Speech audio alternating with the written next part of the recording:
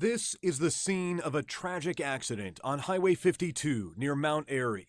Half-sisters 12-year-old Megan Davis and 17-year-old Taylor Thompson were killed. Their family set up a GoFundMe page to pay for their funerals.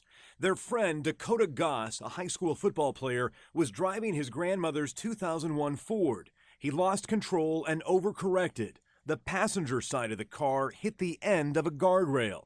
Troopers say he wasn't speeding, drinking, or texting. The passenger side of the vehicle actually struck the guardrail first, and at that point in time, the guardrail penetrated the vehicle. We actually went through the vehicle. The guardrail split the car in half. That is the actual weakest part of the vehicle to be struck.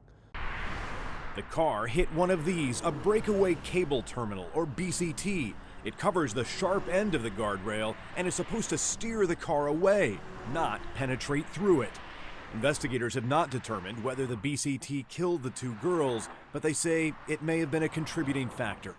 And the I-Team discovered other similar crashes in Arizona and Montana. Here's the troubling part. The I-Team dug up an old memo from the federal government telling states in 1998 to remove those BCTs because they're dangerous.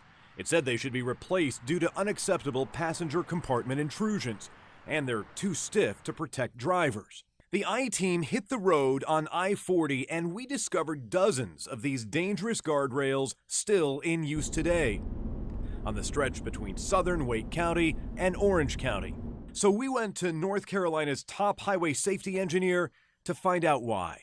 We had set up a number of statewide projects in the late 90s and the early 2000s to do just that.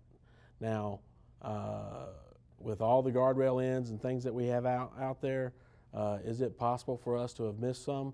The answer is absolutely. It is possible for us to have missed some. Kevin Lacey says now, as a result of our investigation, the NCDOT is going to work toward replacing those dangerous guardrails. We're going to dedicate some highway safety improvement funding.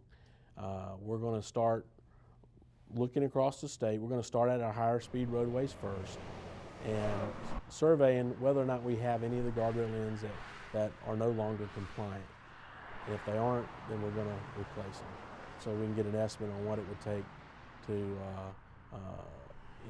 if anything, to replace those. It's too late for two young girls from Mount Airy, but we have to hope it'll prevent another tragedy on North Carolina highways.